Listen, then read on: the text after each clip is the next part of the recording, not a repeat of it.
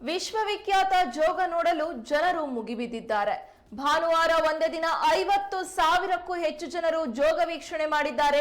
ಸರಿಸುಮಾರು 5,000 ವೆಹಿಕಲ್ಗಳು ಜೋಗಕ್ಕೆ ಬಂದು ಹೋಗಿವೆ.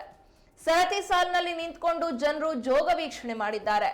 ಟ್ರಾಫಿಕ್ ಜಾಮ್ ಉಂಟಾಗಿ ಪ್ರವಾಸಿಗರು ಪರದಾಡುವ ಪರಿಸ್ಥಿತಿ ನಿರ್ಮಾಣವಾಗಿತ್ತು.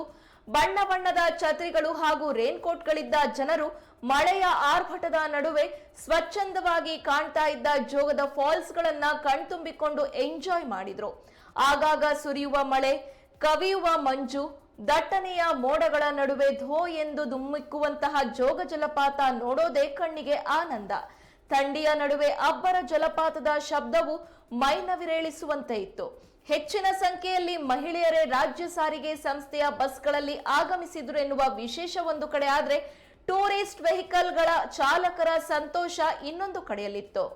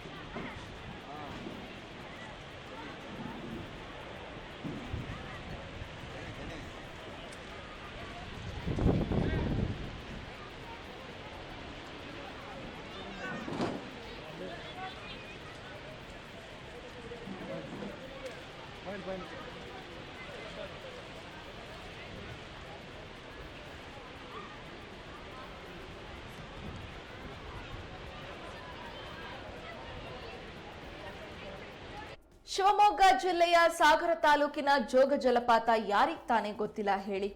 ಅದರಲ್ಲೂ ಮಳೆಗಾಲ ಬಂತು ಅಂದ್ರೆ ಈ ಜೋಗ ಜಲಪಾತವನ್ನ ನೋಡೋದೇ ಒಂದು ದೃಶ್ಯ ವೈಭವ ಅಂತ ಹೇಳಬಹುದು. ರಾಜ, ರಾಣಿ, ರೋರರ್, ರಾಕೆಟ್ ಮೈದುಂಬಿ ಹರಿತಾ ಇರ್ತಾರೆ. ವಿಶ್ವವಿಖ್ಯಾತ ಜೋಗ ಜಲಪಾತವನ್ನ ನೋಡ್ಲಿಕ್ಕೆ ಈ ಭಾನುವಾರ ಒಂದೇ ದಿನ 50,000ಕ್ಕೂ ಹೆಚ್ಚು ಜನರು ವೀಕ್ಷಣೆಗೆ ಬಂದಿದ್ರು. ಅದರಲ್ಲೂ ಸೆಕೆಂಡ್ ಸ್ಯಾಟರ್ಡೆ ಇತ್ತು, ಭಾನುವಾರ ಎಲ್ಲರೂ ಫ್ರೀ ಇದ್ರು. ಹಾಗಾಗಿ ಈ ಮಳೆಗಾಲದಲ್ಲಿ ಈ ಜೋಗ ಜಲಪಾತದ ದೃಶ್ಯವನ್ನ ಕಣ್ತುಂಬಿಕೊಳ್ಳಿಕ್ಕೆ ಪ್ರವಾಸಿಗರು 50,000ಕ್ಕೂ ಹೆಚ್ಚು ಜನ ಜೋಗದ ಕಡೆ ದೌಡಾಯಿಸಿದ್ರು. ಸರಿಸುಮಾರು 5,000 ವೆಹಿಕಲ್ಗಳು ಜೋಗಕ್ಕೆ ಬಂದು ಹೋಗಿವೆ. ಸರತಿ ಸಾಲಿನಲ್ಲಿ ನಿಂತ್ಕೊಂಡು ಜನರು ಜೋಗದಲ್ಲಿ ಧುಮ್ಮಿಕ್ಕುವಂತಹ ರಾಜಾರಾಣಿ ರೋರರನ್ನ ವೀಕ್ಷಣೆ ಮಾಡಿದ್ದಾರೆ. ಟ್ರಾಫಿಕ್ ಜಾಮ್ ಉಂಟಾಗಿ ಪ್ರವಾಸಿಗರು ಪರದಾಡುವಂತಹ ಪರಿಸ್ಥಿತಿ ನಿರ್ಮಾಣವಾಗಿತ್ತು. ಬಣ್ಣ ಬಣ್ಣದ ಛತ್ರಿಗಳನ್ನ ಹಿಡ್ಕೊಂಡು ರೇನ್ ಕೋಟ್ ಗಳನ್ನ ಹಾಕೊಂಡಿದ್ದಂತಹ ಜನರು ಮಳೆಯ ಆರ್ಭಟದ ನಡುವೆಯೇ ಸ್ವಚ್ಛಂದವಾಗಿ ಕಾಣ್ತಾ ಇದ್ದ ಜೋಗದ ಫಾಲ್ಸ್ ಗಳನ್ನ ಕಣ್ತುಂಬಿಕೊಂಡು ಎಂಜಾಯ್ ಮಾಡಿದ್ದಾರೆ.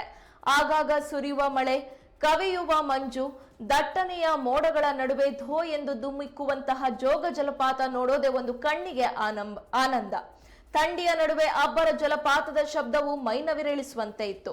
ಹೆಚ್ಚಿನ ಸಂಖ್ಯೆಯಲ್ಲಿ ಮಹಿಳೆಯರೇ ರಾಜ್ಯ ಸಾರಿಗೆ ಸಂಸ್ಥೆಯ ಬಸ್ಗಳಲ್ಲಿ ಆಗಮಿಸಿದ್ರು ಎನ್ನುವುದು ವಿಶೇಷ ಒಂದ್ ಕಡೆ ಆದ್ರೆ ಟೂರಿಸ್ಟ್ ವೆಹಿಕಲ್ಗಳ ಚಾಲಕರ ಸಂತೋಷ ಇನ್ನೊಂದು ಕಡೆಯಲ್ಲಿತ್ತು.